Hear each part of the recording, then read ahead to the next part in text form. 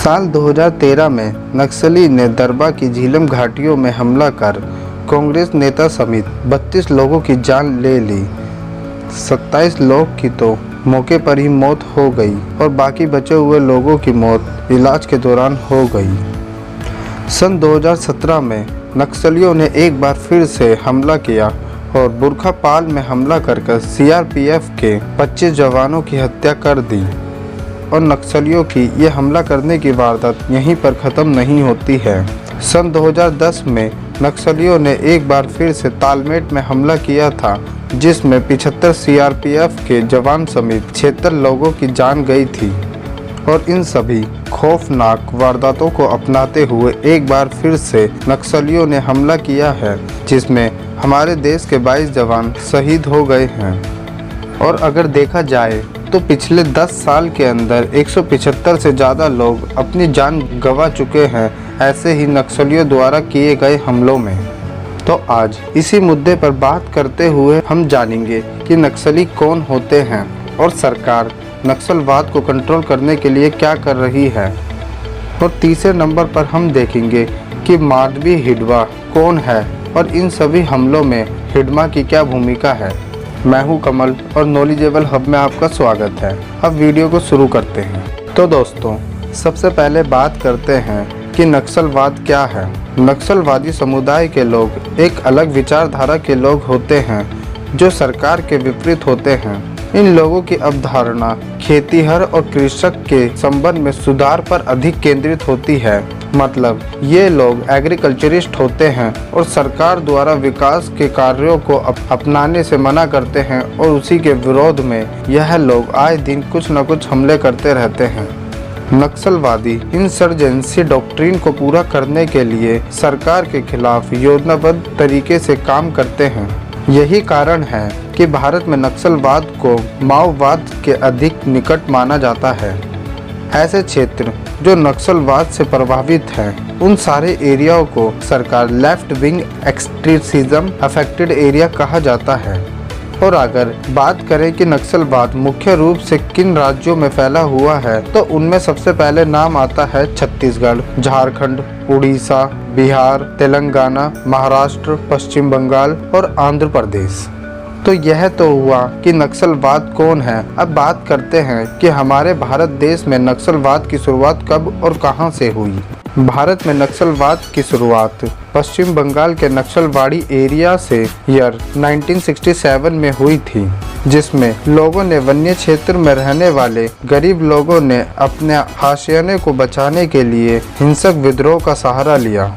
नक्सलवादी लोग सरकार की विचारधारा में विश्वास नहीं रखते और वह अपनी बात को मनवाने के लिए हिंसा का सहारा लेते हैं और आए दिन कहीं न कहीं मिलिट्री फोर्स पर हमला करते रहते हैं। अब बात करते हैं कि सरकार इस नक्सलवाद को रोकने के लिए क्या कर रही है।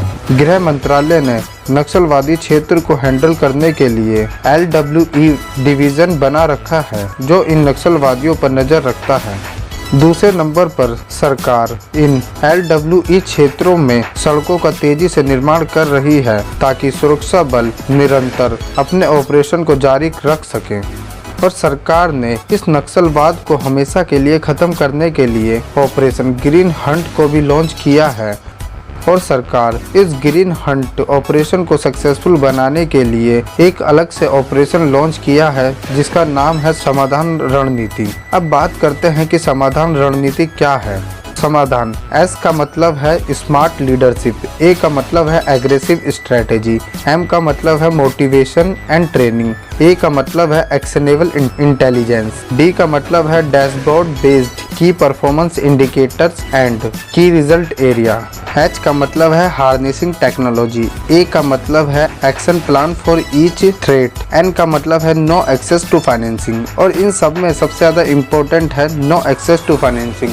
इसके थ्रू सरकार जो नक्सलियों को फंडिंग की जाती है उस पर रोक लगाई जा रही है। तो दोस्तों, मैंने वीडियो की स्टार्टिंग में जितनी भी वारदातों के बारे में बताया है, इन सब वारदात में एक बात कॉमन है कि इन सभी में किसी न किसी रूप से हिडमा शामिल है।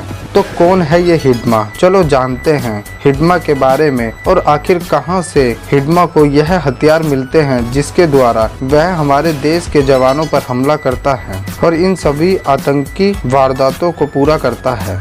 इस साल के सबसे बड़े नक्सली हमले में, जो कि छत्तीसगढ़ के बीजापुर में हुआ था, उसमें हमारे देश के 22 जवान शहीद हो गए, जिससे पूरे देश में आक्रोश का माहौल है। इस हमले में भी खूंखार नक्सली कमांडर माडवी हिडमा का नाम सामने आया है। सुरक्षा एजेंसियों को हिडमा की जानकारी बीजापुर में होने की मिली थी, जिसके बाद सुरक्षा एजेंसियों ने सर्च ऑपरेशन शुरू कर दिया, लेकिन घने जंगल में चला रहे ऑपरेशन की जानकारी पहले ही नक्सली कमांडर हिडमा को मिल चुकी थी, जिस वजह से नक्सलियों ने घात लगाकर सुरक्षा जवानों पर हमला कर दिया और हमारे देश के 22 जवान शहीद हो गए। अगर हम हिडमा की बात करें तो हिडमा पूर्वोत्तर का रहने वाला नक्सलियों का बड़ा कमांडर है। वह प्रतिबंध संगठन सीपीआई का सदस्य होने के साथ साथ मोस्ट वांटेड नक्सली भी है। करीब 40 से 45 साल का हिडमा PLGA यानी people liberation of gorilla army का कमांडर भी है। इसके अलावा हिडमा नक्सलियों के स्पेशल जोन कमेटी KSZ का भी मेंबर है। जानकारी के अनुसार हिडमा हमेशा अपने साथ AK-47 गन रखता है और सरकार ने भी हिडमा जैसे खूंखार नक्सली को पकड़ने के लिए उसके ऊपर 45 लाख का इनाम रखा हुआ है। शनिवार को जो ऑपरेशन चलाया जा रहा था वह पूर्वोत्तर एरिया था, जिसको हिडमा का गढ़ माना जाता है। 90 के दशक में नक्सली ग्रुप में शामिल हुआ हिडमा आज नक्सलियों का सबसे बड़ा कमांडर बन चुका है। महिला समेत करीब 200 से 250 हथियारबंद नक्सली हिडमा की सुरक्षा घेरे में रहते हैं। हिडमा का सुरक्षा घेरा 5 से 7 लेयर का है, जो करीब 1 किलोमीटर दायरे में फैला होता है। अगर हम हिडमा की बात करें तो हिडमा ने कोई भी बुनियादी शिक्षा नहीं ली है, लेकिन फिर भी वो अंग्रेजी बोलने में एक्सपर्ट है और इसके साथ ही हिडमा एडवांस वेपन को यूज करने और कम्युनिकेशन डिवाइस को हैंडल करने में भी एक्सपर्ट माना जाता है। तो दोस्तों, हिडमा कितनी सीक्रेट तरीके से अपना काम करता है, यह आप इस बात से भी समझ सकते हो कि हमारे देश की सरकार के पास आज तक हिडमा की केवल एक ही फोटो है, वो भी सन 2016 की। उसके बाद से आज तक किसी ने भी हिडमा को नहीं देखा है। अब बात करते हैं कि हिडमा को हथियार कहां से मिलते हैं। हिडमा की नक्सली बटालियन में लगभग वही सारे हथियार इस्तेमाल किए जाते हैं जो हमारे देश की सुरक्षा एजेंसी यूज करती हैं। कुछ साल पहले NIA ने बिहार के गया जिले में एक व्यक्ति को पकड़ा था जो कि हथियारों की तस्करी कर रहा था। पूछताछ के दौरान उस व्यक्ति ने बताया कि वह जबलपुर की सरकारी फैक्ट्री से हथियार को चुराकर नक्सलियों को सप्लाई करता था और कुछ साल पहले ही कोलकाता पुलिस ने सन 2018 में वेपन डीलर रैकेट का भंडाफोड़ किया था, जो कि नक्सलियों को वेपन सप्लाई करते थे। और CRPF के रिटायर DIG के अनुसार नक्सलियों के पास हथियार 3 तरीके से पहुंचते हैं। पहला, नक्सली घात लगाकर सुरक्षा बलों पर हमला करते हैं और उनको मारकर उनके हथियार ले जाते हैं।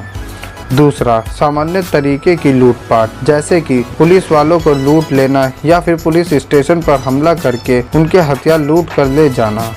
तीसरा, नक्सली नॉर्थ ईस्ट स्टेट के आतंकियों से हथियार खरीद कर इस्तेमाल करते हैं और जांच एजेंसियों को भी इस बात के पुख्ता सबूत मिले हैं कि वह नॉर्थ ईस्ट स्टेट के आतंकियों से हथियार खरीदते हैं और इन हथियारों में चाइनीज हथियार भी देखे गए हैं। तो दोस्तों, हमारी सरकार द्वारा चलाए जा रहे ऑपरेशन, जो कि इन नक्सलियों को हमेशा के लिए ख़त्म करने के लिए चलाए जा रहे हैं, क्या वह काफ़ी होंगे या फिर हमारी सरकार को इन नक्सलियों से और ज़्यादा सख्ती से पेश आना चाहिए? इन्हीं सारी मुद्दों पर आप अपना ओपिनियन ज़रूर दें। आपके लिए कमेंट के दरवाजे हमेशा खुले हैं।